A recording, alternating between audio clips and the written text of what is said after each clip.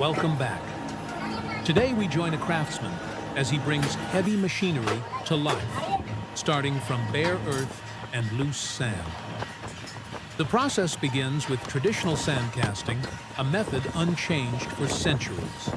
A metal pattern is firmly tamped into a bed of specialized foundry sand.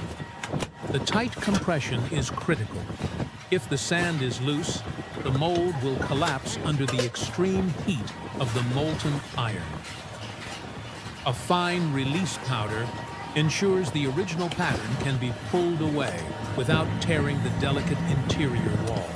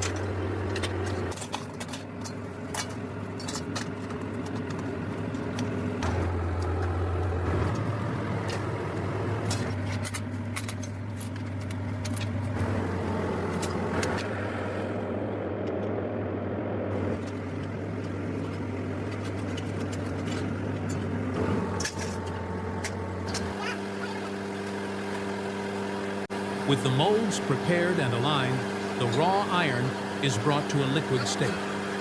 Pouring molten metal requires absolute precision and steady hands. The temperature in the crucible sits well over 2,000 degrees Fahrenheit. Impurities, known as slag, are skimmed from the surface before the pour.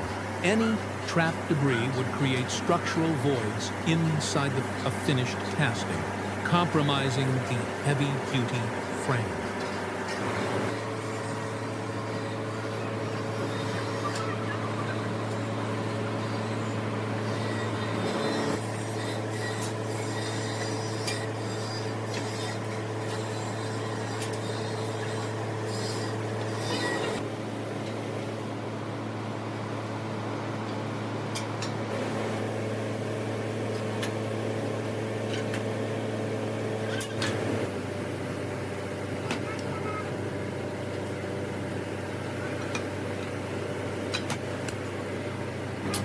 As the iron fills the cavity, it instantly begins to cool and contract. The sand acts as an exceptional insulator, allowing the metal to solidify at a controlled rate. Once the temperature drops to a safe threshold, the mold is shattered. The resulting cast is rough, coated in burnt sand and flashing, but the fundamental shape of the stone machine is now permanent.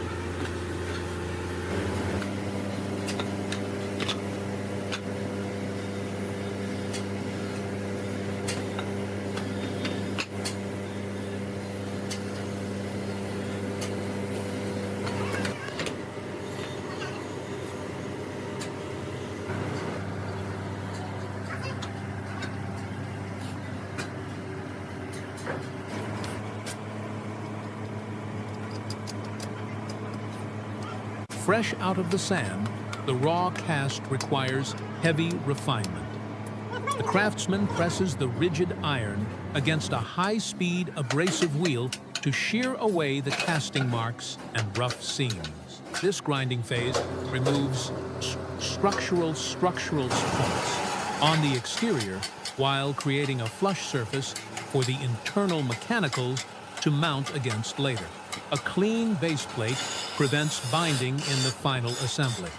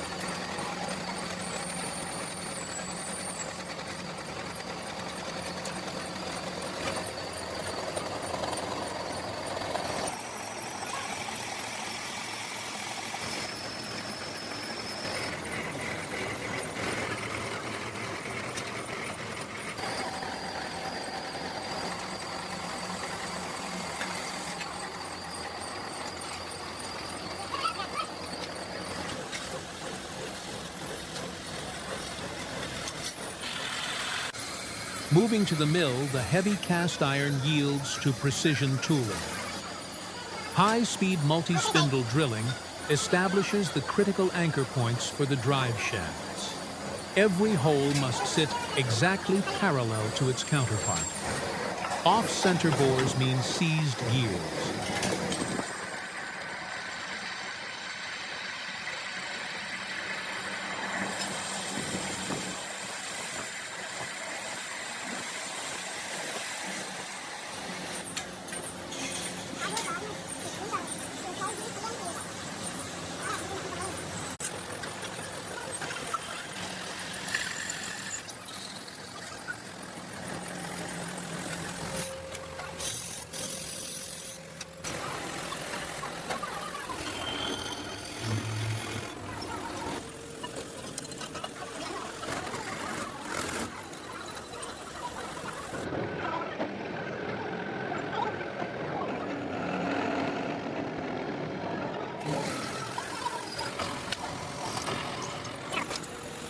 Following the drilling process, internal threads are cut into the raw steel. The tapping bit carves spurling channels that will eventually hold the machine's tension assemblies. Clearing the metal chips frequently is vital to prevent the tap from binding or snapping inside the dense iron block.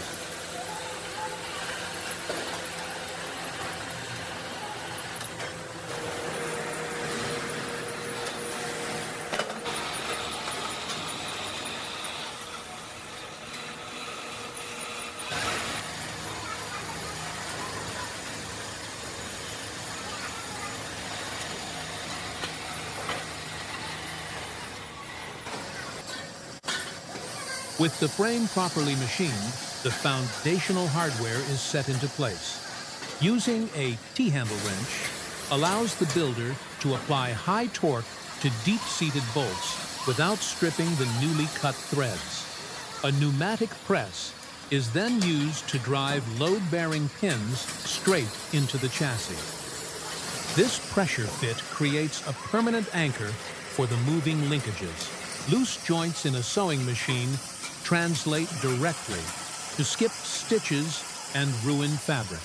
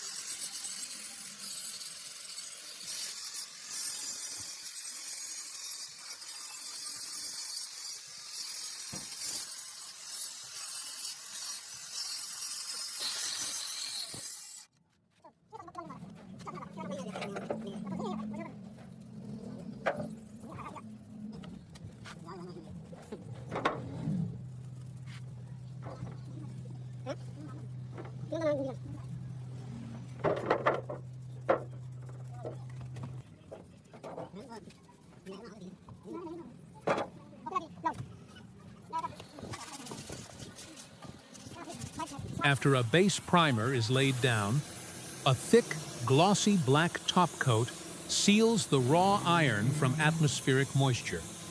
To force a rapid and durable cure, the frames are moved into a traditional brick drying oven.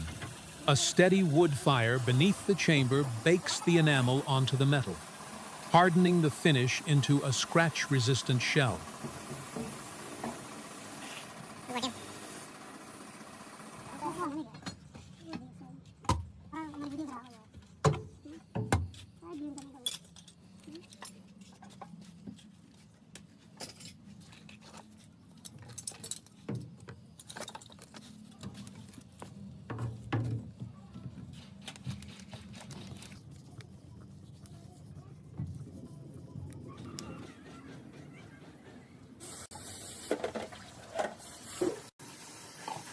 A final protective clear coat amplifies the gloss and adds a secondary barrier against machine oil and daily friction.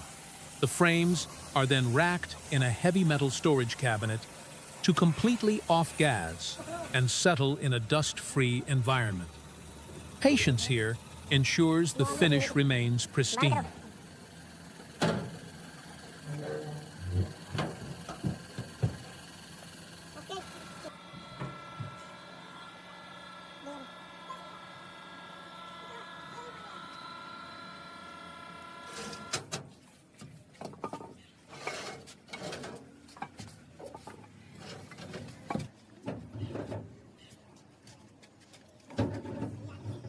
The classic aesthetic begins to emerge. Before the decorative decals touch the metal, the surface is wiped entirely clean of static dust.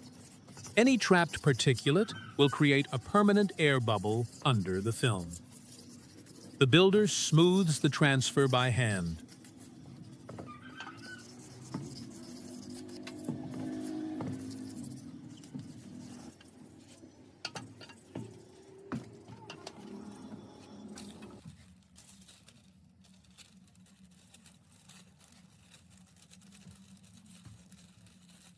Intricate floral patterns are trimmed precisely to the contours of the machine's curved arm. The tight clearance prevents the clear backing from wrinkling when forced around a compound radius. Pressing the decal requires firm, even pressure to activate the adhesive without shifting the delicate gold foil. This detailed ornamentation is a hallmark of vintage heavy-duty machines, turning an industrial tool into a piece of functional art.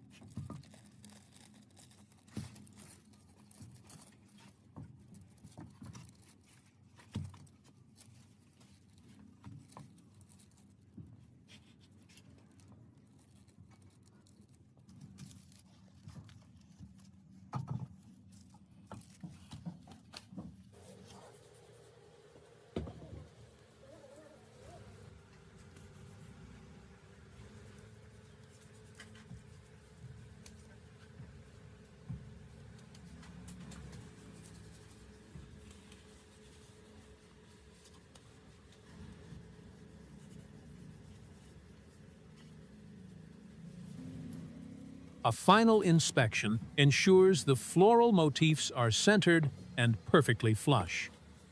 The entire chassis receives a soft wipe down to remove fingerprints and residual adhesive.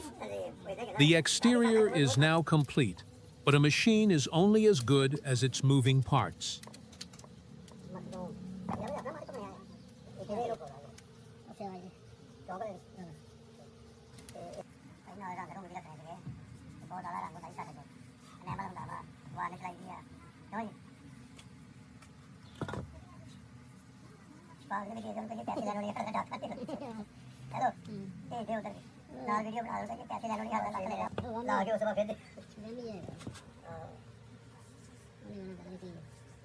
The assembly shifts to the internal kinetic system.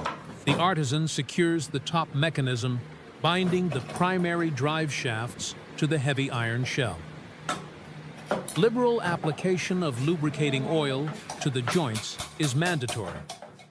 Cast iron on cast iron creates immense friction, and the fluid barrier prevents immediate heat binding when the needle bar rapidly cycles.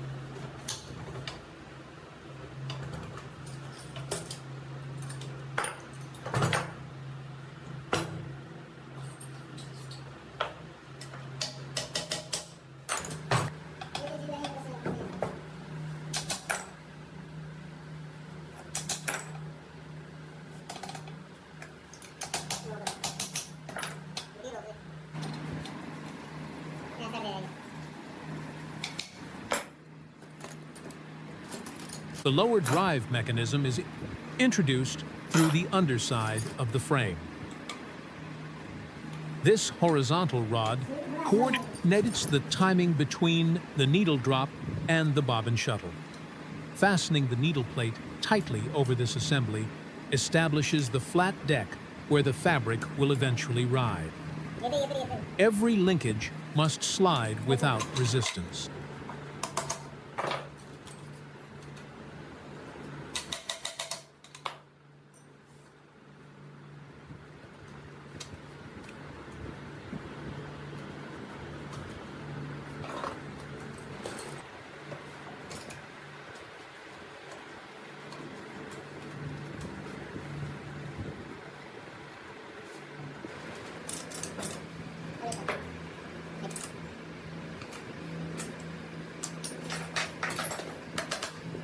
With the internal timing set, the needle bar is aligned and locked into its vertical track. The craftsman attaches the heavy side hand wheel, which acts as a flywheel to maintain angular momentum during thick fabric punches. Tightening the primary hand wheel screw links the external rotational force directly to the internal reciprocating shafts. A manual spin confirms the mechanical translation is smooth and free of dead spots.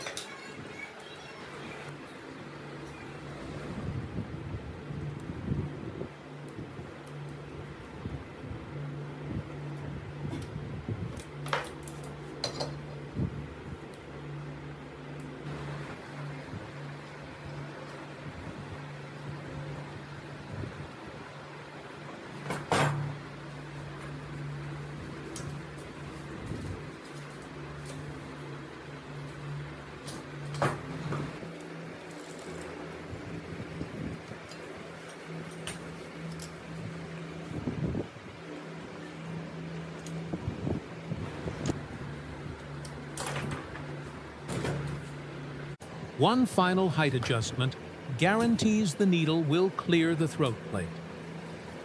The finished cast iron head is then anchored to a solid wooden base, absorbing the heavy vibrations of the motor. The true test of the build is always the first stitch. What began as a pile of black sand and raw iron is a working machine again. Every hidden thread they cut and every joint they oiled is what its reliability now rests on. It is a system built to produce, protect, and sustain itself for decades.